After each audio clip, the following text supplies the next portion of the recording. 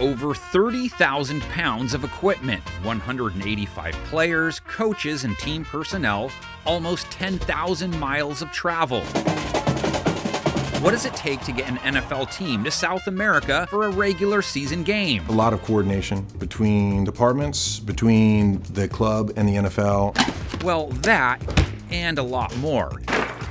In 2024, the Philadelphia Eagles opened their season with a matchup against the Green Bay Packers in Sao Paulo, Brazil. And it is caught for a touchdown, perfect pass. The undertaking was as enormous as it was detailed, spanning months of planning, meticulous preparation, and perfect execution. I know they don't see what happens on the back end, but they get to see the energy, the intensity, the passion at which our players play. Barkley, touchdown, Eagles. Oh, that's just fun to watch. We're bringing the game that we love to a whole new country. Shout out to Brazil. Hey, man, we're going to want to show y'all flying high like an eagle, baby. This is how the Philadelphia Eagles orchestrated one of the most ambitious operations in NFL history to take the field for the first ever game in South America.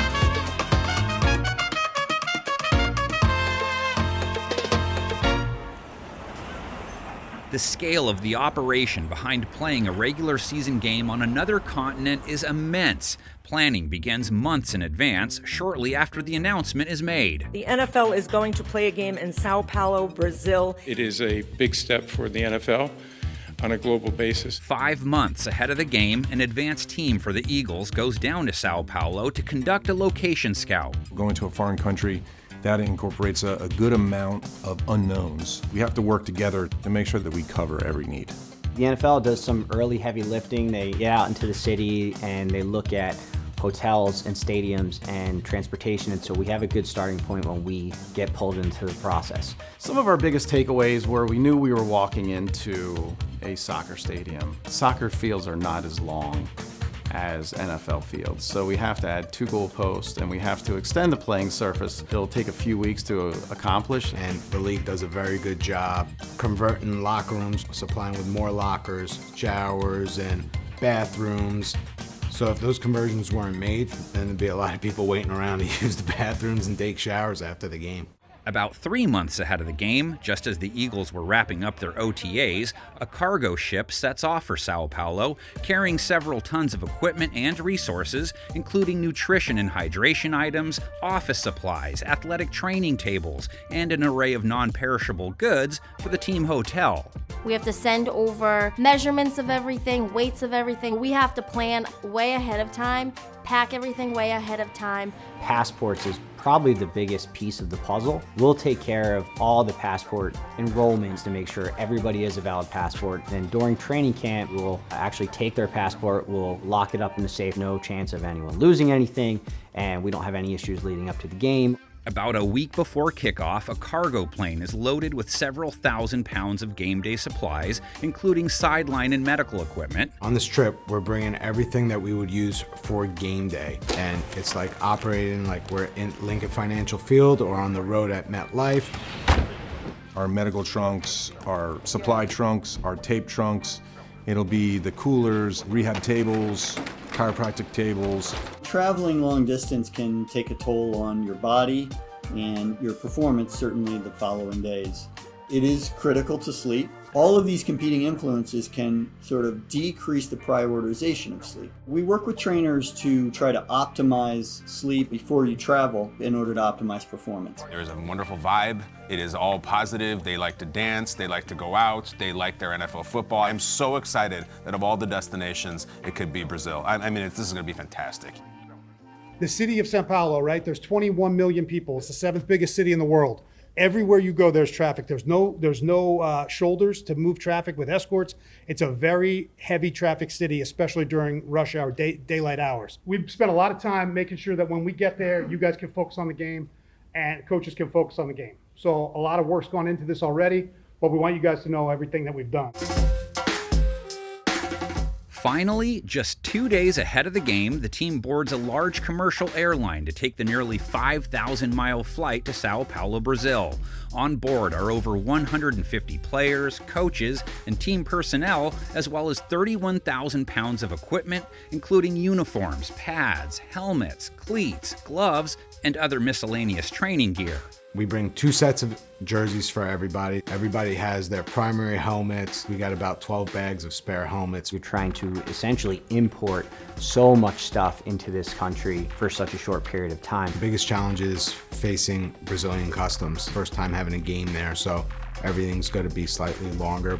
The Eagles are able to avoid any serious jet lag on this international trip, as the time difference between Philadelphia and Sao Paulo is just 1 hour. However, with a 10-hour flight to contend with, planning sleep and meal schedules is essential to ensure players are able to perform at the highest level on game day. When you're not changing time zones, you're not affecting the circadian rhythm as much.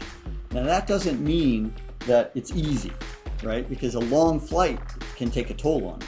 You still have to have the regimen that they have to keep in order to be prepared to play their best when they get there. It involves preparing your sleep before you leave. It involves how to sleep on the airplane. When you get there, what do? It involves meal times and regularity of meal times, when to practice and intensity of practice. We're practically spending the whole day on a flight. With that comes dehydration, stiffness, or fueling. Making sure guys are getting up, moving around, making sure we have enough space for everybody. For the flight itself, we'll pack 8 containers of 20 different packets for electrolytes. I provide a education handout to the players, encouraging them to drink throughout the entire flight and not just if they're feeling thirsty, because then you can land and start being dehydrated. While the Eagles are in flight, a few key personnel are already in Sao Paulo, finalizing preparations on the ground. One staff member, the team nutritionist, is taking on a variety of roles to ensure everything is set for the team's arrival. I'll make sure I'm checking the key packets, making sure everyone has a key, that their name's spelled correctly, that they're in the right room. That's the big size, perfect. I'll look at the meeting spaces, making sure that we have enough chairs for the guys. The whiteboards, I check every single marker beforehand, making sure alarm clocks aren't going off in the middle of the night. Every room is set to 68 degrees. If a player needs an extra box fan just to keep a little bit more cool in his room, we'll set that up so they can get the best quality sleep as possible. Is it good to go? Yeah. Both of them? Yes. Perfect. We do always have ping pong tables for the guys. We'll put up a gaming console in this area where we're sitting right now. We're always trying to make sure the guys are hanging out, because what they do off the field and those connections are really going to help them on the field. We're all just kind of wearing multiple hats, doing everything that we can do so that when the team gets here, everything is set up and ready to go. The Eagles may be playing far from Philly, but the meals will feel just like home. Our chefs are preparing for the cultural differences and making sure that the players have everything they need from a nutrition perspective. This one needs to be salmon. We try to make sure, home and away, that their guys are eating the exact same thing, because they are creatures of habit, as well as making sure that they're not having any GI issues leading up to the game. The peanut butter over in Brazil is a little bit different than the peanut butter over here, so I packed peanut butter just for the stadium as well as for the hotel. 5, 10, 15 pounds of peanut butter. So if a guy wants a peanut butter and jelly sandwich, they're able to make it with that peanut butter. About 2 to 3 tablespoons per sandwich. 2 to 3 tablespoons. I don't know what this tablespoons in Portuguese. Some of the condiments are different here than it is back home. So we packed 4 bottles of hot sauce, 4 or 5 bottles of A1 sauce. We want to make sure they're always able to go back to something that they're familiar with. When they arrive here at the hotel, we're going to have our strength and conditioning staff do a flush with any players that want to kind of just stretch out and move around. So the meal room is to the left, elevators to get to your rooms are up the stairs. Comfort is the ultimate goal, to make sure the players get enough rest heading into game day and feel at peace while they're at the hotel. What we know is that sleep is very closely tied to things like reaction time and performance on field. Decision-making, muscle recovery, protective aspect from injury, we see correlations as you would expect. So we have them replicate their home environment on the plane and also in the hotel when they get there. Keeping it cool at night is absolutely a good thing for sleep. Keeping it dark, keeping it free from noise and distraction is a must. You can control the aspects of sleep that can help lead to better performance, and it's important to do so. When they're going to wake up tomorrow, we'll go to the stadium and do a walkthrough, just kind of being on that field for the first time, seeing how that is, seeing how the locker room is. I love it. This is it's a people about culture and the bond that they have with the surroundings, the food, the music, like that's what they love, and it's just an honor to be here. You can hear the music in the background. I don't know if you can hear the music in the background, but it's a party in here right now. After practice, the ground crew puts the finishing touches on the field, while the equipment staff gets the locker room ready for game day. We had walkthroughs, so we had separate practice gear for that. Everybody left, we flipped everything with their game day stuff. We'll have meetings tonight like we normally do, and then they'll wake up the next morning, have breakfast, pregame meal, and then we'll head to the stadium.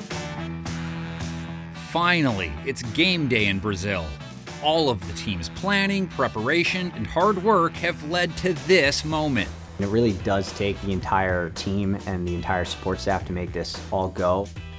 Essentially for us, it's been a long process, but when it comes to the players and the team, this should feel seamless. We don't want them thinking about the trip. Their focus should be all about the game. We welcome you to São Paulo, Brazil, and tonight it is the site of the first American football game, first NFL game here in the Southern Hemisphere. Let's go, team! Yeah. Team on 3, 1, 2, 3. Team. The Eagles have done everything they can to prepare the team and execute a successful trip to Sao Paulo. Mission accomplished. Just dominate your box. We don't need to do anything else. Just do your job. Who would have thought 21 years ago when I first started that we went to London, now going to Brazil. The game is growing. Greatest first game ever. A successful trip is for the fans in Sao Paulo to see the American football players perform at the highest level. And it is caught for a touchdown by Barkley. Being able to represent ourselves, represent the city, represent the NFL. Barkley, touchdown. It's a hat trick for the newest Eagle. Hey, 3-piece. Welcome to the Birds, baby. There's just one thing left to do: win the game. He is down and the game is over. Eagles 34, Packers 29. And the Eagles, in this battle of heavyweights, start the season with a win. Hell of a game. Thank you, brother. Yes, sir.